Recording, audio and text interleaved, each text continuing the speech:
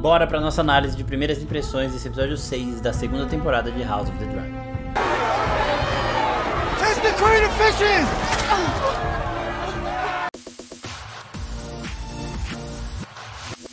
Seus geeks, tudo certo? Eu sou o Marcos Veloso e bora para mais uma análise de primeiras impressões com todos os pequenos detalhes que já deu pra ver nessa primeira vez que a gente assistiu o 6º episódio da segunda temporada de House of the Dragon. Se você ainda não viu, esse vídeo tá lotado de spoilers do episódio, então você vai lá na HBO, assiste e depois volta pra cá. O episódio começa com o exército dos Lannister, e um detalhe bem legal aqui nesse exército dos Lannister, comandado pelo Jason Lannister, que é irmão gêmeo do Tyrion Lannister. O detalhe legal é que os Lannister, eles andam com leões em jaula, né? A gente tem muito esse simbolismo, os Targaryen sendo representados por dragões e de fato tendo dragões, os Stark com os lobos do norte, né? Os lobos gigantes que não andam com Stark, né? A gente sabe que isso aconteceu com os filhos do Ned depois, foi um caso muito raro, né? Mas aqui a gente tem os Lannister levando leões enjaulados, né? Eles não têm leões domados ali, mas eles têm leões em jaula para mostrar todo esse poder e um exército gigantesco. Então os Lannister, eles já estão ali se movendo para ir a Harrenhal, tá? Todo mundo agora começou a querer Harrenhal. No começo dessa segunda temporada,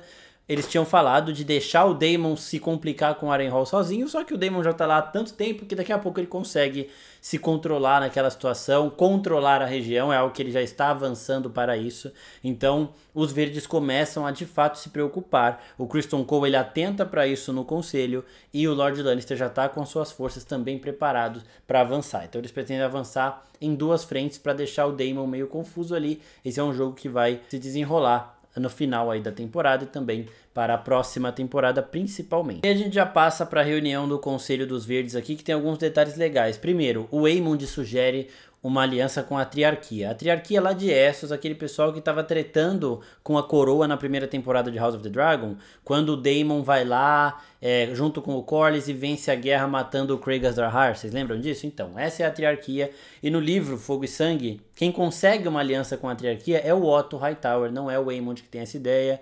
O Otto, no começo, mandando as cartas dele, ele mandou uma carta para a Triarquia, e depois que ele perdeu o cargo de mão do rei, essa carta foi respondida, com eles aceitando e tudo mais. Mas aqui eles deram uma boa mudada, mas também depois colocam o Aemond em busca de um mão do rei competente, pedindo para que o Otto retorne. O Otto não está respondendo as cartas, então ninguém sabe o que está rolando, mas a gente vê também como o Aemond, ele é inteligente em diversos sentidos. A gente já sabia da inteligência de guerra dele, porque ele já estava demonstrando com as estratégias que ele fez com o Criston Cole, mas ele também reconhece as fraquezas dele, e as fraquezas que são o ponto que ele quer num mão do rei. E por isso que ele chama o Otto de volta, pela cautela que ele não tem, pela experiência que ele não tem. Então ele é alguém que tipo, ele tem, claro, o ego dele ali, ele assumiu o trono de uma forma que não deveria ter assumido, mas no trono ele sabe o que ele precisa para governar e que ele não vai fazer isso sozinho. E outra coisa interessante é que nós tivemos finalmente nessa temporada a Alicent conversando com o Aemond, porque eles não se falavam, eles não se olhavam, tava muito estranha a situação, só que eles tiveram uma breve conversa. Só que uma conversa que não foi nada boa pra Alicent. Primeiro que durante o conselho ela tenta falar, ele ignora ela completamente. Continua falando com outras pessoas ali como se ela não estivesse ali. Outras pessoas no conselho sugerem casar a Alicent com algum Greyjoy para eles conseguirem a frota Greyjoy, para combater a frota Velaryon e para se livrar dela também, porque eles não veem mais a hora dela sair de lá. Eles não aguentam mais a Alicent ali, e ela vai sentindo isso cada vez mais. E a última do Aemond aqui, em toda essa situação, é que eles estavam falando realmente de Harrenhal, né, que é o grande foco agora dos verdes. E o Criston Cole fala, ó, a gente pode atacar com o exército Lannister e com o nosso exército aqui, confundir o Daemon, mas o Caraxes está lá. Você vai junto? E o Aemond fala que na hora que tiver aqui, ele vai, tá? E aí o Criston Cole dá uma olhadinha pra Alicent ali, a Alicent meio que tipo, tá vendo o que eu tô falando? Mas, beleza. Né, e aí depois o Aemond chama ela pra conversar e simplesmente manda ela embora, né? Aquele tapinha nas costas de uma empresa demitindo um funcionário. Ó, você serviu muito bem a coroa, vaza. Nem teve uma conversa de mãe e filho. Ela tenta acessá-lo como mãe, mas não consegue. Ela tem essa liberdade com o Aegon, ela tem esse poder em cima do Aegon, mas no Aemond ela não tem. E agora a gente chega no conselho de Pedra do Dragão, da Rhaenyra, com o Corlys já fazendo suas vezes de mão do rei, mas aqui ele ainda não teve muita participação, e a Rhaenyra volta com aquela ideia que o Jace tinha dado de buscar as sementes do dragão, pessoas que têm resquícios de sangue Targaryen ali, para que eles tentem montar dragões, e o primeiro desses é o Steffon Droglin, que é o membro mais leal dessa guarda real que ela tem nesse momento. Ela joga a sugestão, ele fica lisonjeado, é bem legal ver, né, como ele tá vendo isso com bons olhos, e depois a gente entende o porquê, porque ele fala, né, os dragões são deuses, e você me permitir tentar domar um dragão, pra mim, é a maior honra que eu poderia ter. E realmente era, né, e aí ele vai, e nos livros realmente o Sir Draklyn é um dos primeiros a tentar montar um dragão nessa situação de sementes, e ele morre também rápido, é um dos primeiros a morrer também.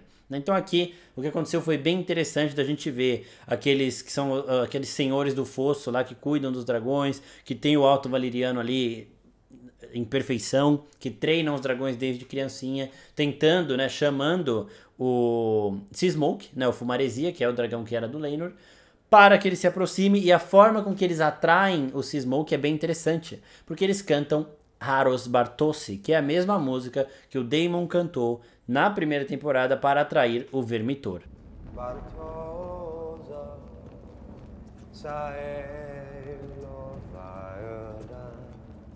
então eles cantam isso para atrair dragões. Essa canção é meio que uma canção de ninar para esses dragões. Lembrando que eu já fiz um vídeo falando sobre a letra de Haros Bartosi, tá aqui em cima. O que o Daemon cantou pro Vermitor naquela época, que é a mesma música que agora esses guardas cantaram para atrair o Seasmoke. Depois assistam esse vídeo que tá bem legal, mas basicamente é contando a história da conquista de Aegon. E aí eles começam a dar os comandos do Jaehaerys, que é obedeça, né? A gente lembra de Game of Thrones, Valar Morghulis, que é todos os homens devem morrer, Valar Dohaeris, todos os homens devem servir.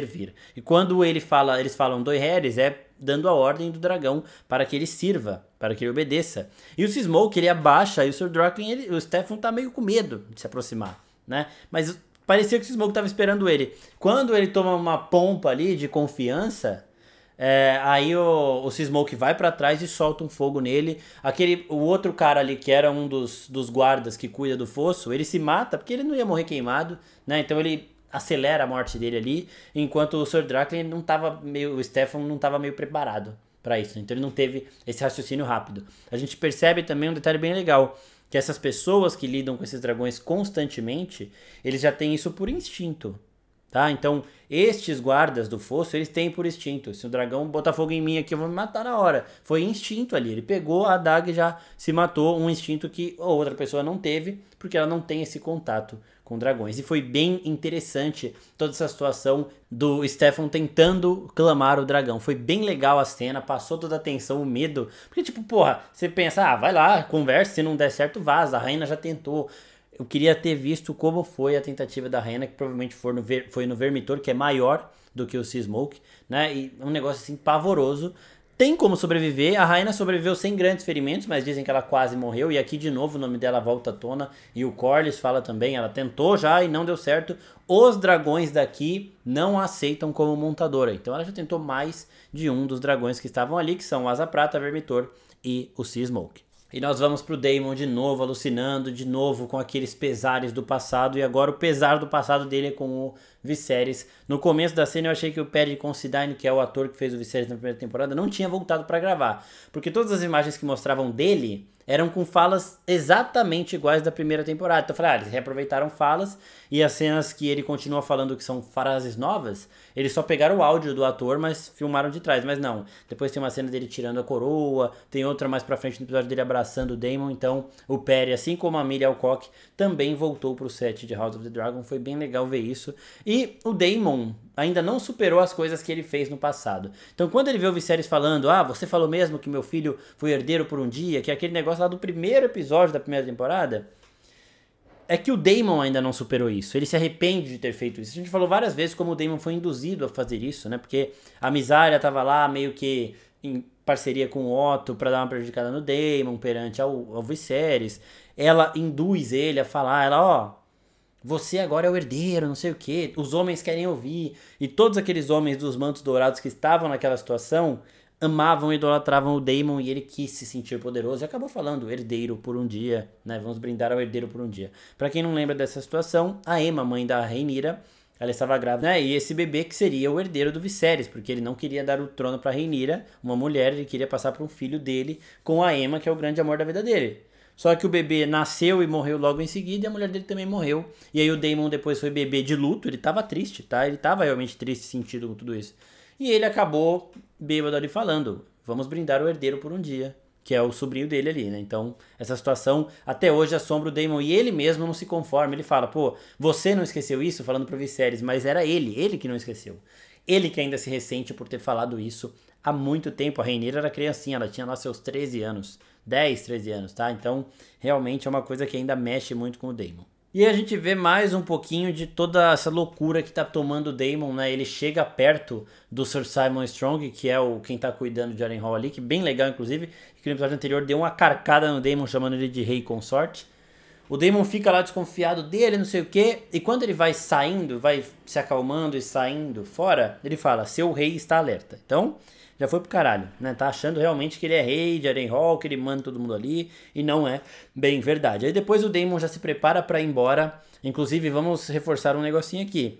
Atenção para essa bolsa do Daemon, que deve ser um Louis Vuitton atualíssima, tá? Uma bolsa de couro atual, na última moda. Westeros já tava ali, lindinha, sensacional, né? Ele pega as coisas dele, tá pronto para ir embora, porque ele não aguenta mais ser assombrado de Harrenhal, e ele acaba vendo a Alice Rivers de novo, e ele pede conselho, ele pede ajudas para ela. Então, a relação do Daemon com a Alice é muito boa, porque foi a única pessoa que ele encontrou conforto em Harrenhal, né? O Simon, ele sempre foi muito pacífico com o Daemon e acolhedor, mas o Daemon nunca teve também essa relação. Agora com a Alice ele tem. Ela dá bons conselhos para ele, né? Inclusive quando ele fala, a Rhaenyra não quer a coroa, isso é bem importante, porque isso é citado 2 vezes no episódio, o fardo da coroa, né? Ele fala, a Rhaenyra não quer a coroa, eu que quero, tipo. E aí a Alice fala, então talvez por isso que seu irmão deu a coroa para ela, porque você não tem que querer, isso não é uma posição de prestígio, isso é um fardo, né? Não é pra você estar lá, pra você ficar felizão e tudo mais, você tem que ter medo disso, porque tem muitas vidas nas suas mãos. Você tem que tomar decisões importantíssimas que vão impactar em milhares de pessoas. Em um outro episódio, ela já tinha alertado pro povo de Porto Real sofrendo, e aqui, de novo, ela fala em prol do povo. Então é bem legal ver como a Alice vai se relacionando com o povo também, como ela entende toda essa situação, e como ela vai meio que sendo esse porto seguro pro Daemon em Harrenhal. E aí o Daemon pede ajuda para ela dominar, para ele conseguir dominar os exércitos que estão ali nas redondezas de Harrenhal. E ela fala, ó, espera mais 3 dias aqui que seus problemas vão ser resolvidos em relação à Casa Tully. A Casa Tully não é a mais poderosa daqui, mas é a mais estável. Então eles estando do seu lado, tudo vai se resolver. E ele fala, mas o Lord Grover Tully tá, aquele velho não vai morrer nem a pau. E ela, 3 dias. E aí depois, no final do episódio, vamos passar por essa parte para depois a gente falar da Rhaenyra e de mais coisas ali.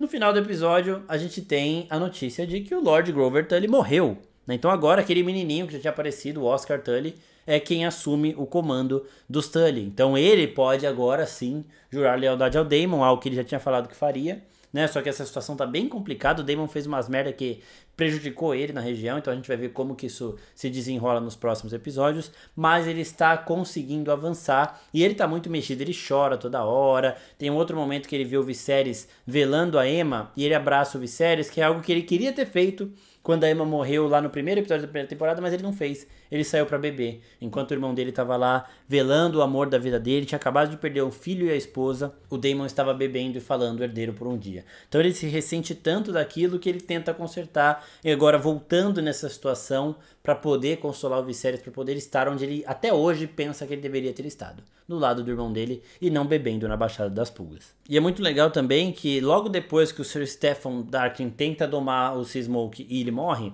a cena já corta para o Adam, né? E aí no final do episódio a gente viu o que acontece, mas daqui a pouco a gente chega lá. Depois a gente chega em Porto Real, a gente vê Ulf, aquele cara que tinha falado que era irmão do Viserys do Daemon, irmão bastardo e tudo mais, bebendo no local onde a Elinda Messey chegou para começar os planos da Mysaria, e esses planos começam de fato. Quais eram os planos da Mysaria? Eu falei no vídeo do episódio anterior. Ela quer ferir os verdes por dentro, usando o povo. Então quando o Aemond, lá no episódio anterior, dá ordem de prenderem todo mundo em Porto Real, o que ele estava fazendo? Tava meio que, como a Vit falou no nosso podcast, usando o povo de refém. Quanto mais gente tem em Porto Real, mais difícil é pra Rhaenyra poder chegar com os dragões que ela tem e queimar todo mundo ali.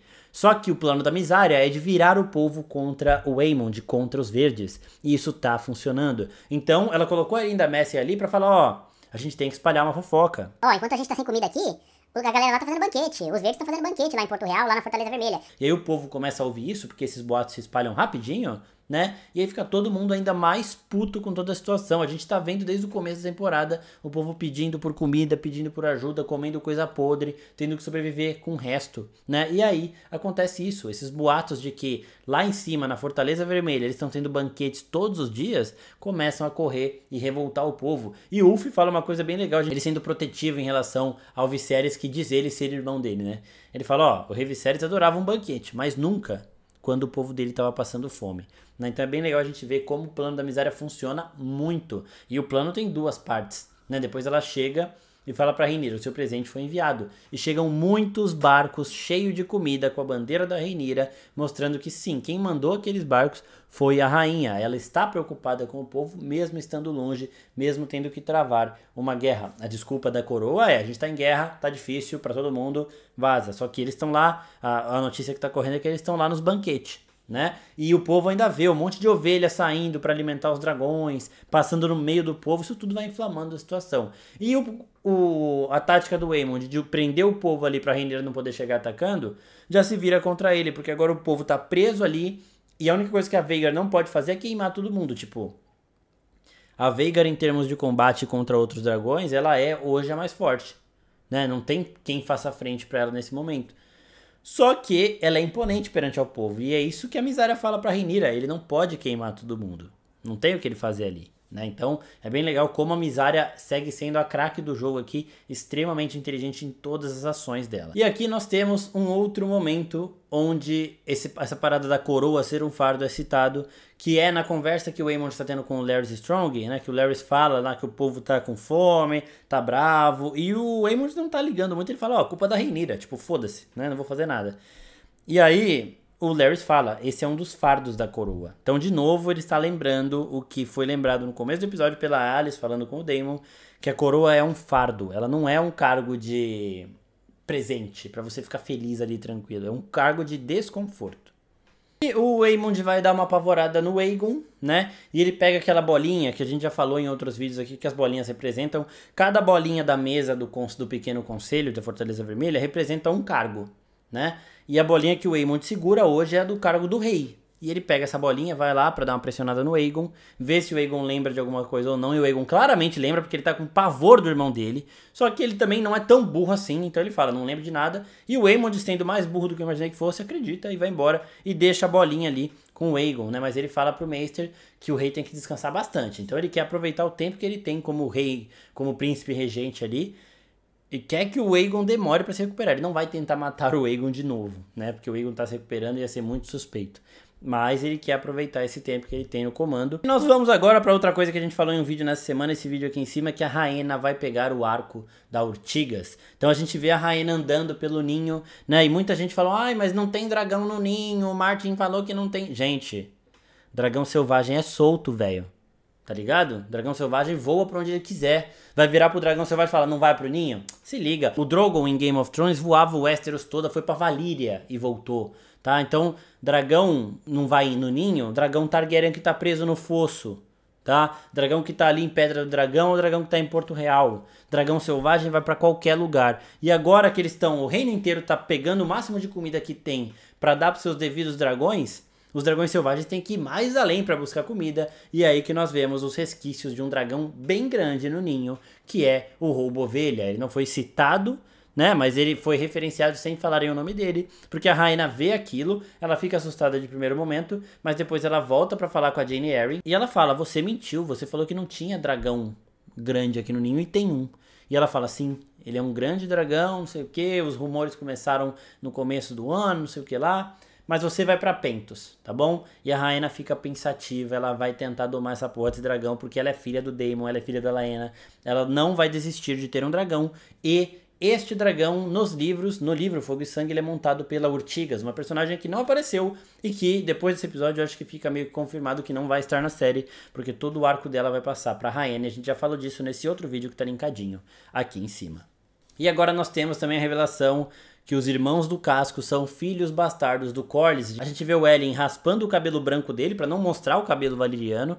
Eu não entendi muito bem se o cabelo do Adam ele é tingido, porque o Adam parece que se tivesse o cabelo branco, ele faria questão de mostrar, né? Então talvez ele tenha puxado a mãe, enquanto o irmão puxou o pai nesses traços valerianos. E é bem legal ver os fiozinhos de cabelo branquinho nascendo lá. Não é que ele tá velho, é cabelo valeriano. E ele raspa porque ele não quer saber disso. Ele não quer problema pro lado dele, né? E é bem legal que o Adam trata eles como se fossem diferentes. Ele e o irmão. Porque ele fala, ó, você pode ter muita riqueza, você não sei o que, você não sei o que lá. Porque ele sempre preferiu você do que eu, ele sempre me ignorou. E agora a gente chega naquela parada do Sea-Smoke escolher o Adam para ser o seu cavaleiro. O dragão escolheu ele, tá bem claro isso, né? Ele passa, ele olha o Adam de cima, depois ele bate com o rabo no Adam, depois ele acha o Adam e depois a gente tem a notícia de que o Adam é o montador, né? Sea-Smoke foi visto como um montador e a Rhaenyra já sai revoltada.